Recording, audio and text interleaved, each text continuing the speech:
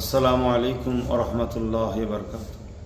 দূরে কাছে দেশে বিদেশে যে যেখানেই আছেন সকলকে আমার আন্তরিক ভালোবাসা ও শুভেচ্ছা। আলহামদুলিল্লাহ, আল্লাহর দয়াতে আমি ভালো আছি, ইনশাআল্লাহ আপনারাও ভালো আছেন। আল্লাহ সবাইকে ভালো রাখেন। আজ কেন্দ্র সরকার যেভাবে মুসলমান ও ইসলামের সম্পদ, ওয়াকফ সম্পদকে লুটার যে ষড়যন্ত্র করছে সংশোধনীয় বিলের নামে, তার প্রতিবাদে পুরো দেশ জুড়ে আন্দোলন চলছে। ফুরফুরা শরীফ আহলে সুন্নাত ওয়াল জামাতও আন্দোলন করছে। পাশাপাশি ওবিসি সংরক্ষণকে বাঁচাবার বা পূর্ণ বহাল করার লক্ষ্য আমাদের আন্দোলন চলছে। এবং মাদ্রাসা শিক্ষাকে ধ্বংসের দিকে যে পরিকল্পিতভাবে রাজ্য সরকার ধ্বংস করার চেষ্টা যে চালাচ্ছে, তার প্রতিবাদেও যাতে মাদ্রাসা শিক্ষা বাঁচে তার জন্য আমাদের প্রতিবাদ চলছে।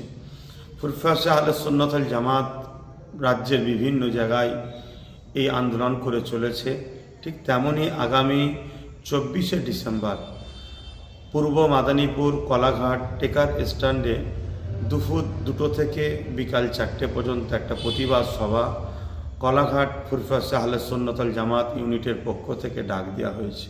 আমার প্রত্যেকটা ভালোবাসার মানুষের কাছে আমার আহ্বান, বিগত দিন যেভাবে ন্যায় সত্যের জন্য যখনই আপনাদেরকে ডেকেছি, লক্ষ লক্ষ মানুষ আমার কাঁধে কাঁধ মিলিয়ে পাশে দাঁড়িয়েছেন।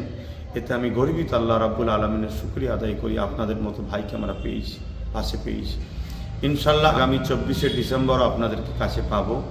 তাই মাদ্রাসা শিক্ষা বাঁচাবার স্বার্থে ওবিসি সংরক্ষণ পূর্ণ বহাল করার লক্ষ্যে এবং কেন্দ্র সরকার যে কালা কানুনের মাধ্যমে আমাদের ইসলাম ধর্মের সম্পদ, মসজিদ, মাদ্রাসা, ওয়াকফ সম্পদ, খানকা থেকে শুরু করে কবরস্থানকে ধ্বংসের দিকে ঠেলতে চাইছে, তার এই চক্রান্তের বিরুদ্ধে আমাদের যে লড়াই, এই লড়াই আপনাদের সকলকে আসার জন্য আহ্বান জানাচ্ছি। অবশ্যই মনে রাখবেন, শীতের বেলা টাইমটার দিকে দুপুর 2টো থেকে শুরু, বৈকাল 4টে পর্যন্ত ইনশাআল্লাহ হবে।